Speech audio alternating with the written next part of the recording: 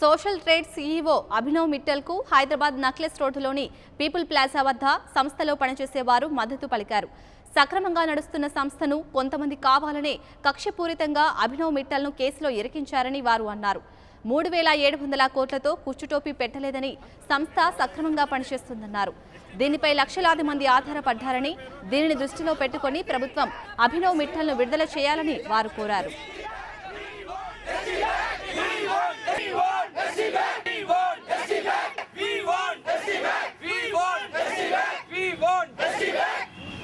This is a total white money. It's a purely white money. White money, yes. All the time you found go on back.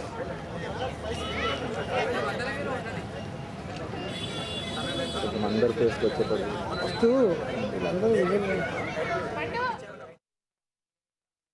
Police స్టేషన్కి వెళ్ళి already ఇక్కడ ఏంటి అంటే నడుస్తున్న దాంట్లో మధ్యలో తిప్పేశారు. 3,700 కోట్ల స్కామ్ జరిగిందని మాత్రమే అంటున్నారు, కానీ అలా స్కామ్ ఎక్కడ కూడా జరగలేదు. ఆయన ఇప్పటి వరకు కూడా మొన్నటి వరకు కూడా డిసెంబర్ వరకు కూడా మా పేమెంట్స్ అలా వస్తూనే ఉన్నాయి. ఇవన్నీ జరుగుతుంది. దీంట్లో పార్ట్ టైం జాబ్స్ చేసుకున్నట్టుగా మేము చేసుకుంటూ ఉన్నాం ఇక్కడ ఇంతమందిలో. అందులో ఈ made like project call make in India project లాగా ఒకటి ప్రిపేర్ చేశారు. దాన్ని ఇవాళ మీరు దాన్ని రివర్స్ చేసేసి స్కామ్ అని చెప్పడం అక్షరాల ఇది తప్పు.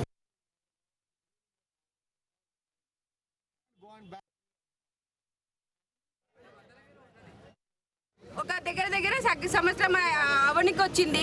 ఇప్పుడు వరకు ఏం అవసరం లేదు, ఇప్పుడు వరకు ఏ ప్రాబ్లం రాలేదు. ఇప్పుడు సడన్ గా ఒక కంప్లైంట్ వల్ల వచ్చింది.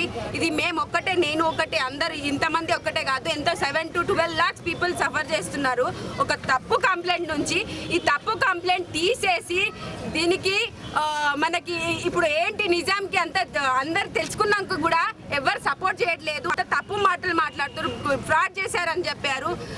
ఇవన్నీ ఇంత 31,000 crore అనేసి తగ్గించు అని చెప్పారు.